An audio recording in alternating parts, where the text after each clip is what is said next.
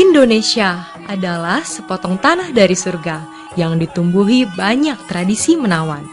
Kekayaan tradisi itu tidak hanya dalam bentuk seni tari, seni pertunjukan atau seni rupa, akan tetapi juga dilengkapi dengan seni arsitektur yang sudah tumbuh bertahun-tahun yang lalu.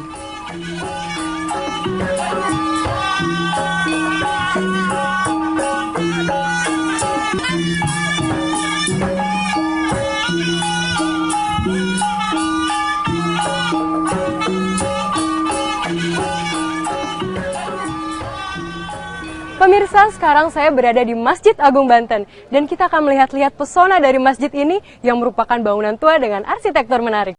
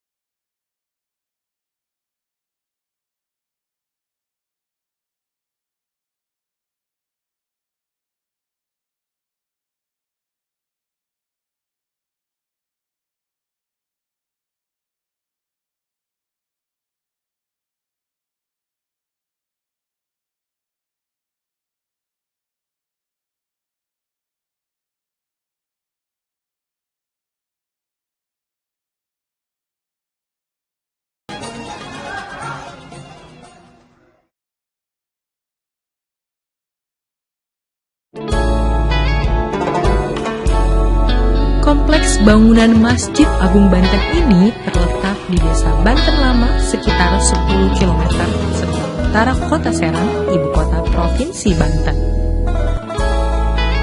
Masjid Agung Banten dibangun oleh Sultan Maulana Hasanuddin pada tahun 1552 sampai dengan 1570. Arsitektur awal Masjid Agung Banten salah satu arsitektur yang memberikan warna baru untuk Masjid Nusantara, karena masjid ini memiliki atap bertingkat 5. Bentuk masjid itu menampilkan keunikan tersendiri.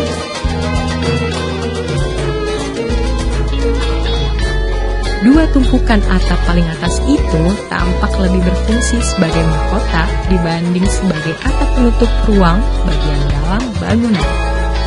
Heran jika bentuk dan ekspresi seperti itu sebetulnya dapat dibaca dalam dua penafsiran, masjid beratap tumpuk 5 atau masjid beratap tumpuk 3 dengan ditambah dua mahkota di atasnya sebagai elemen estetik.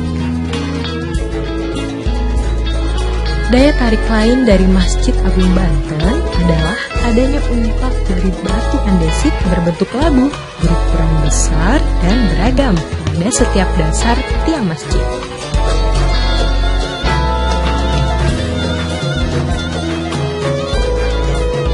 Yang berukuran paling besar dengan garis labu yang paling banyak adalah unpak pada 4 tiang sakaguru di tengah-tengah ruang sholat.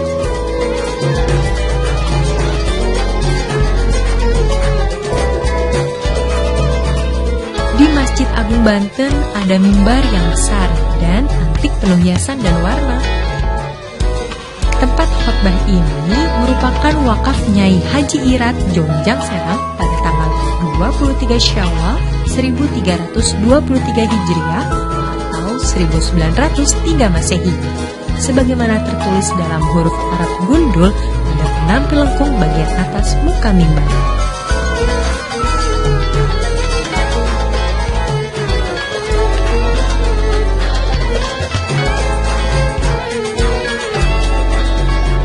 Berbeda dari mimbarnya yang menarik perhatian, mihrab atau tempat imam memimpin sholat yang berbentuk ceruk justru sangat kecil, sempit, dan sederhana. Ini sangat berbeda dari mihrab yang berkembang pada masjid di belahan dunia lain.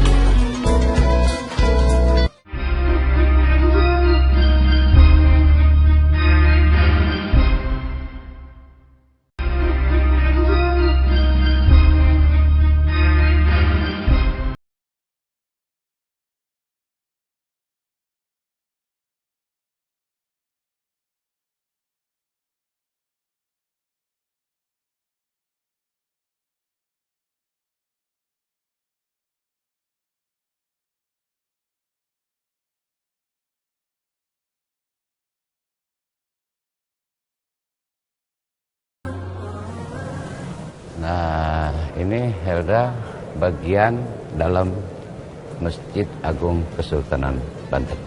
Wah, ini kalau dari masjidnya nih Pak, gimana sejarahnya awal mula masjid ini? Ya, tentu dengan berdirinya masjid ini tidak lepas dari peranan Sultan Maulana Hasanuddin. Ketika beliau menyebarkan Islam di Banten, untuk tempat syiarnya itu ya tidak lain harus ada masjid.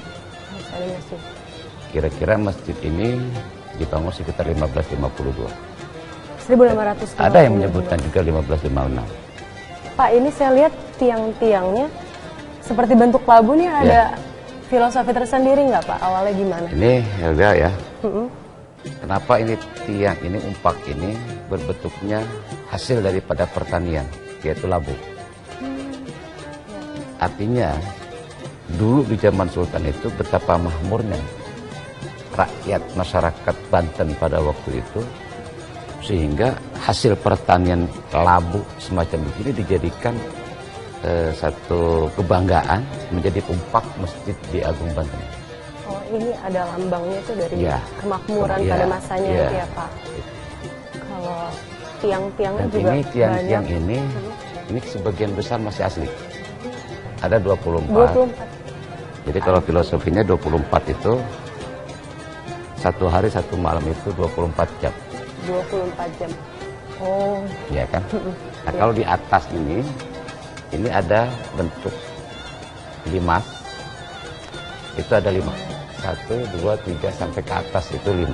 Artinya apa tuh Pak? 5 itu bisa rukun Islam, bisa juga menunjukkan waktu sholat.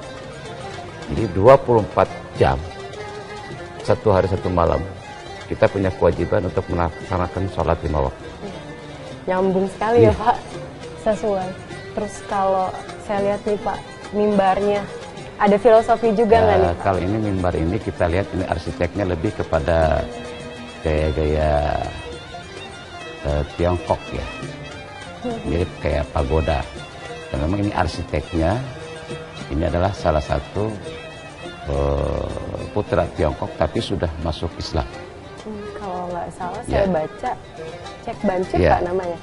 Setelah masuk Islam, mualaf diberi gelar Pangeran Arya Wiguna. Kalau kita lihat di belakang di depan masjid itu, kenapa pintu masjid itu kecil? Oh, kan dari depan. Kalau ini kan besar nih. Tadi saya masuk agak sedikit menunduk Pak. Jadi ternyata siapapun yang masuk di dalam masjid ini tidak melihat kepangkatan. Apakah dia itu seorang jenderal, presiden, atau siapapun. Ketika dia masuk ke dalam masjid, inna akramakum indallahi atqakum. Wow, bagus banget filosofi sejarahnya, terus filosofi bangunan-bangunannya ini menarik sekali Pak. Ya udah, terima kasih ya Pak waktunya. Helga, terima kasih. Helga bisa tahu banyak soal Masjid Agung Banten ini. Gitu. Terima kasih Pak. Ya. Assalamualaikum. Waalaikumsalam warahmatullahi wabarakatuh.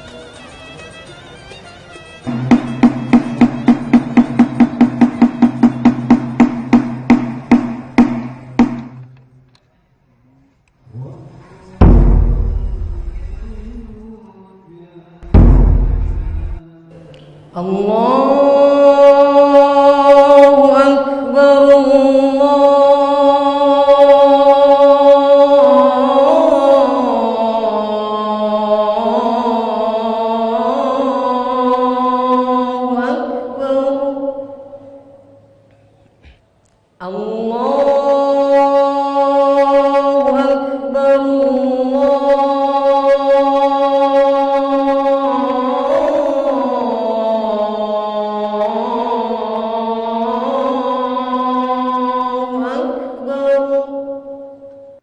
Merdunya suara azan bergema di langit Serang. Panggilan suci untuk menegakkan sholat itu segera dijawab oleh kaum muslimin yang ada di masjid ini, dengan membasuh dan membersihkan dosa-dosa mereka melalui air wudhu.